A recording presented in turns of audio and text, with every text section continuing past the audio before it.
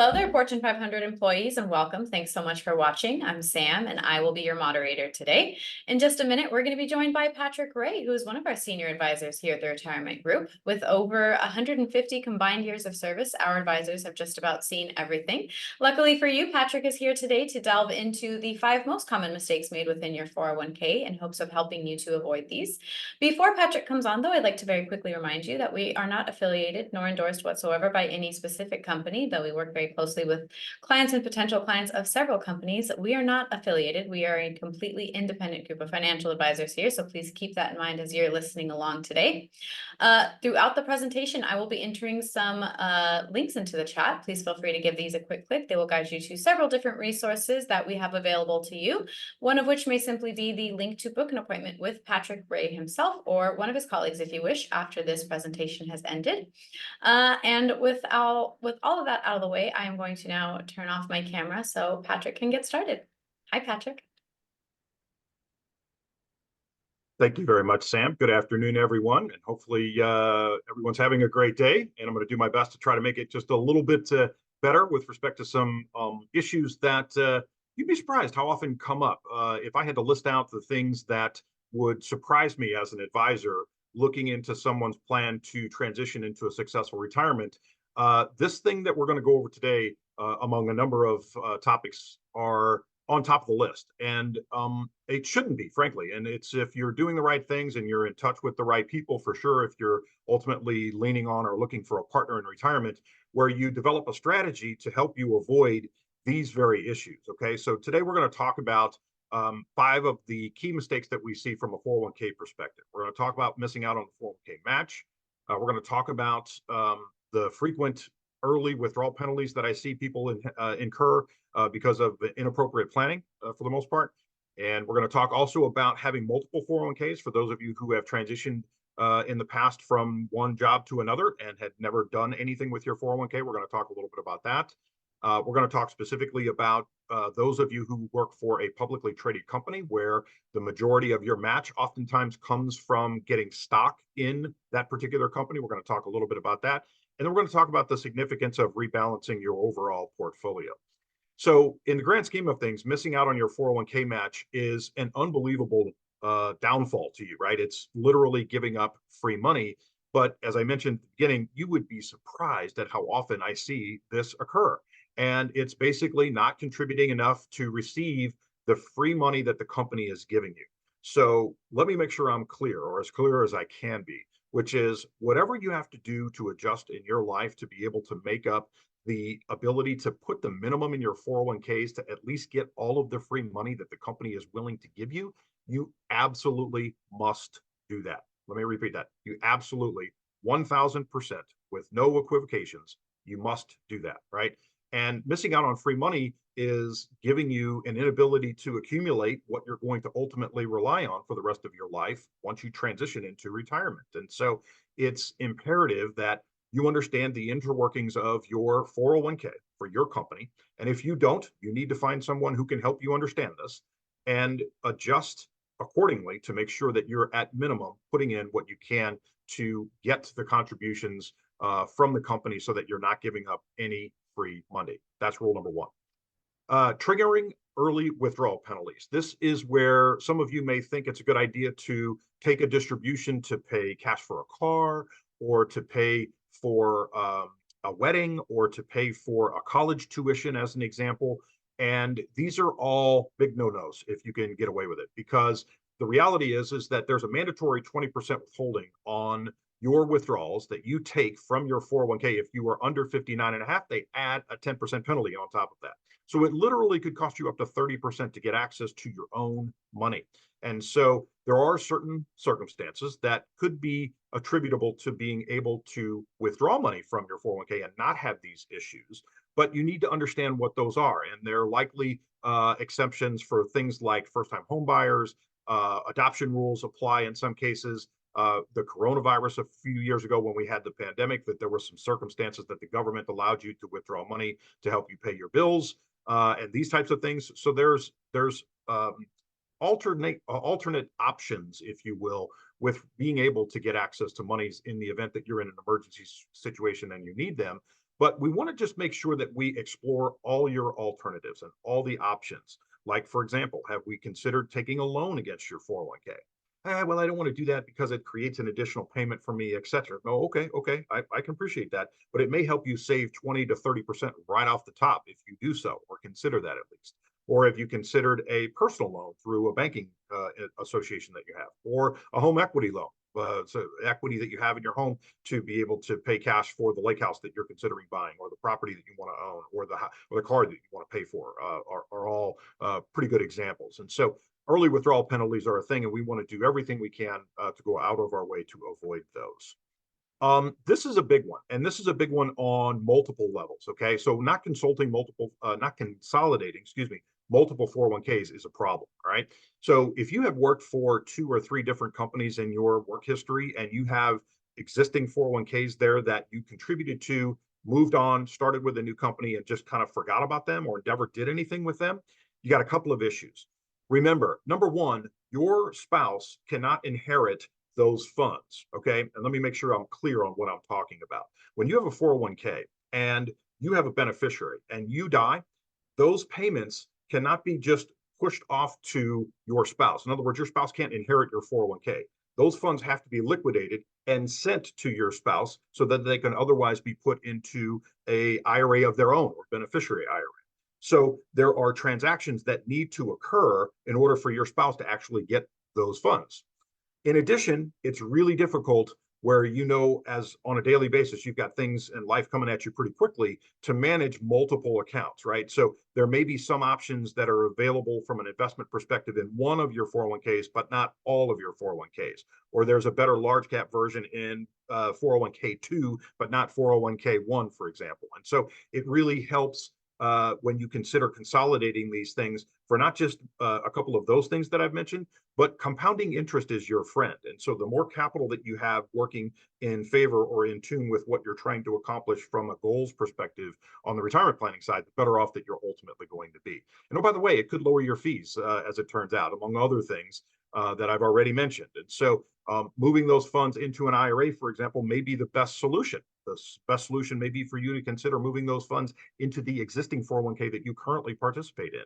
And so just basically avoiding these, because life is happening and we all have things going on and we're all very busy, that this is a mistake. And we want to have this on our list of things to avoid when we're talking about your 401k stuff.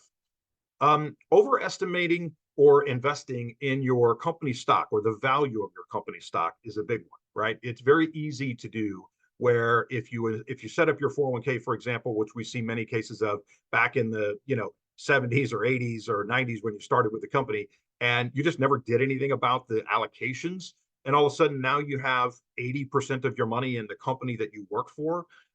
That's a mistake, right? And it's often uncorrelated to what your retirement goals are. Where if I were to ask you on a scale of 1 to 10 how much risk you're willing to assume, you would say, man, somewhere in the middle of the road, maybe like a 6 or maybe a 7, right? But if you have 100% of your money, or close to it, of your 401k in one stock, that's a 10 for the most part from a risk perspective, right? No matter how good or relevant the company that you work for is, that it's not correlated with your retirement goals, which is the point here. And so what we want to make sure that we do is concern ourselves with what our objectives are, what our timelines are, what our goals are, what risk you're comfortable taking, and address and allocate your 401k accordingly. And so limiting your company stock to a certain percentage, sometimes it's anywhere between 5 and 10. Some of you may be comfortable owning 30, 40, maybe even 50% of your money in company stock, because you have other investments inside IRAs or outside the company plan that you can address and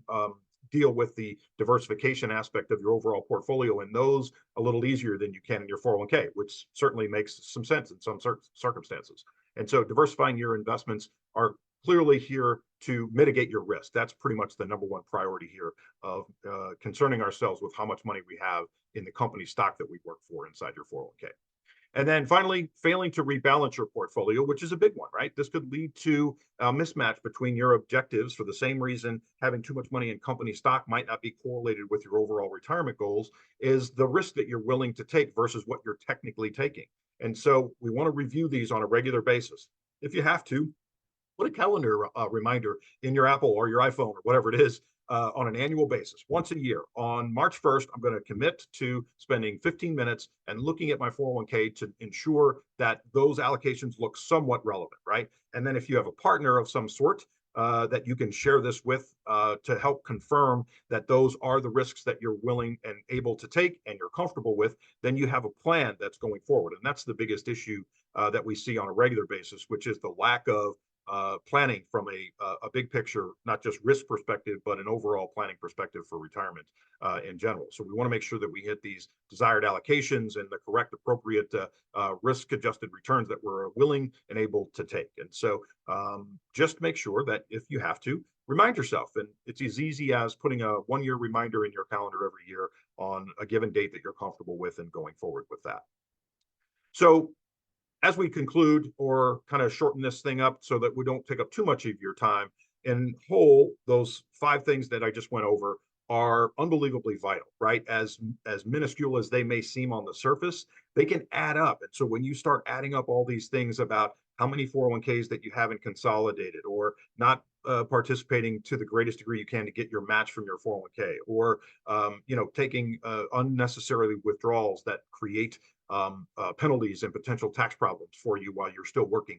All these things are issues, right? And so having these mistakes addressed to the greatest degree you can puts you on track for a smooth and successful retirement. And that's what we're trying to accomplish. And frankly, the sooner that you start that, the better off you're ultimately going to be. We want to be proactive here. We want to take steps and treat our retirement as if you were treating the family activity that you have going on this weekend of importance, right? And how you're going to enjoy the time with whatever it is that you're planning on doing on your free time. And we want to address your retirement planning as with the same level of intensity and the same attitude, because when it comes down to it and you stop working and the paychecks stop coming in, you're going to effectively rely on that pool of capital that you've worked an entire lifetime to accumulate and manage or mismanage to the greatest degree you can, right? So that's all that we have to work with, and we want to treat that as if it's one of the biggest priorities that we have for sure. And if you need to, look, that's why people like us are in business, okay? We're here to be a partner for those of you looking for a partner in retirement, and it's because this is something that we know people don't plan for. When we see people who are over the age of 50, we know statistically they don't have a written financial plan for their retirement goals.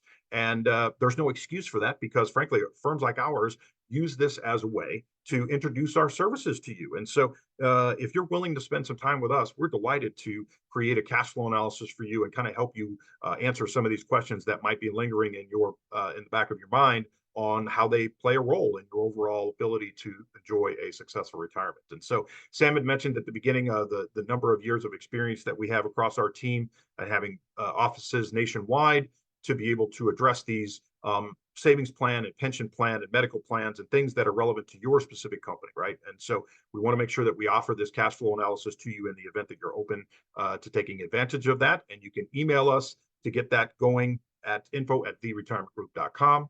You can call our 800 number, which is 800-900-5867. If you would like, you can schedule an appointment with myself or any one of my colleagues by taking a picture of this QR code to the left, and it will get you access to a calendar where you can pick a time that works for you for sure. And then if you're not already following us on LinkedIn, I would encourage you to do that. We have a lot of great company-specific updates for a lot of the companies that we're familiar with, and helping them with their pensions and their 401ks and health stuff and things of that nature. So if you're not already following us on LinkedIn, I would encourage you to do that. And as a quick kind of review, as I mentioned, this 401k thing is one of the biggest pools of money for the most part you're probably going to have to rely on in retirement. And so the more you pay attention to that, the more attention you give this during your working years and leading up to retirement, the more likely it is you're going to have a smooth transition into and beyond from a retirement perspective. So with that, what I'll do is I'll pass it back to Sam to see if we have any questions before we let you go for the afternoon. Sam? Thanks, Patrick. Yeah, we have just a couple questions. Number one, how can I ensure I'm making the most of my employer's 401k match as I approach retirement? Oh, this is an easy one. Contribute. Put as much as you can possibly afford in here. Listen, I'll be crystal clear, okay? This is my 25th year in this business, and I have never, ever, ever met anyone who retired with too much money. Ever. So it's impossible for you to say, if you can afford to put in 300, but you want to put in 400 or put in 500 or put in 1,000. Or some of our people earmark their entire salary from their spouse to allow them to save a massive amount of money to catch up because they put their kids through private school and they had a lot of expenses with kids playing club sports and things like this, right? Where you feel like you have to catch up, which is perfectly fine. Oh, by the way, that example that I just gave you allows you to see what it's like to live off of one salary, which might be important when you actually transition into retirement, to see what it is that you can afford to live off of and Yeah. enjoy the lifestyle that you wish to live. So the answer to that question is, how do you maximize it? You put in, you contribute, make sure you're getting every free dollar that the company allows you to get, and then some. And if you can afford to put it in there, I'm telling you, you should put it in. That's such a good planning strategy, learning to live off one salary. Wow. For sure. Alrighty. Number two, I have $1 million in my 401k. How can I plan to pass on my wealth to my heirs in the most tax efficient manner? Well, great question. Congratulations, first of all. It's a very nice amount of money in your 401k, Yep. which is great. And this is a multifaceted answer, frankly. So there are some things that you can do. So, for example, I'm assuming that this person is probably putting at minimum the IRS minimum, which is, depending on their age, somewhere between 26 and 28,000 a year. So if this person is putting in more, for example, it's likely that they're overfunding their plan. And if your plan allows this, which many of the companies that we talk to, their employees, they do, which is overfunding your plan. So a lot of people don't know that the IRS allows you to put in closer to $65,000 total in your 401k. And it's a combination of some of that being pre-tax money and some of that being after-tax money. So one of the variables of this question is how to pass your heirs pass the money to your heirs in the most tax efficient way possible. Having this overfunding allows your after tax money to be currently growing taxable, so that if you have money that's growing underneath a qualified plan, those monies that you're earning while it's in that qualified plan are being put on the taxable side. So in other words, when you take the money out, you have to pay income tax on it. But it's likely that your company allows you to withdraw that money, which the IRS allows you to put directly into your Roth IRA, even though some of you are too highly compensated to actually contribute to a Roth IRA. There's no income restrictions to do this. And you can move that after tax money into your Roth IRA. Frankly, the sooner that you do that, the better. We have people who do this every single year. And so that's one huge benefit that you can address to talk about this, tax efficient manner of how to get money to your heirs, because immediately that money's going into a Roth IRA and growing tax free for the rest of your life. And then a more complex answer would be to look at estate planning things like, charitable planning, and there's some tax planning that you can do on the insurance side of things that would make a lot of sense from a tax-free perspective that you might want to consider. And so this is probably more of a personal type question that we can help you with in the event that you're more interested in learning specifics about your circumstance. But yeah, hopefully those two small things help. Thank you, Patrick. Alrighty, we're going to do one more. Okay. How can I incorporate healthcare costs into my retirement planning, considering my 401k savings? Carefully would be my best answer. So we have a cash flow analysis, right? I mentioned this is one of those exercises that we do for someone who's interested in spending some time with us to kind of show them what the roadmap of their financial picture and their retirement may look like. And one of the things that comes up most frequently is what and or how to address healthcare costs, right? Because it's expensive, especially for our people who are leaving in their late 50s and early 60s, and Medicare doesn't become eligible for people until they're age 65, right? So there's this 3 to 5 year window on average that people are responsible to pay their own healthcare costs. Couple of things. I would encourage you, one, to run your cash flow analysis with a designed expense to cover just healthcare expenses. And so if you think you're going to pay somewhere between $500 and $700 a month, for example, for healthcare, put into the cash flow you're going to pay $1,000. Okay. So you can see what kind of ramifications that does to your overall net worth when you're in your late 70s and early and late 80s, right? And so that's how you kind of see the financial impact of that over your life expectancy. And then not just related to healthcare, but this could apply to any other expense that we have, right? Because in our eyes, healthcare, of course, as expensive and probably the biggest priority for people to be concerned about. The reality is we have other expenses to deal with also, right? Like it's probably likely that you're going to have to buy a new car when you're retired at some point, maybe once or twice or more. And so that's an expense that we have to cover, right? Maybe you're considering buying a property, a lake house, or somewhere, a vacation home of some sort, and you want to see what that might look like on an added expense over and above what your normal living expenses are. And so all these things can be specific line items on the cash flow analysis to show you that we've got these expenses covered plus your normal expenses. And then ultimately, if this were to compound over the next 20 years, this is what it looks like. And that's the significance of having the cash flow analysis done. All righty, Patrick, thank you so much. That was all we had time for today. We want to thank everybody for joining us today. We hope that we will see you again on another webinar. Make an appointment to speak with Patrick and have a good day. Thanks, everybody. Wonderful. Thanks for your Bye, time, everyone. Patrick. Have a great day. Bye bye. Thank you.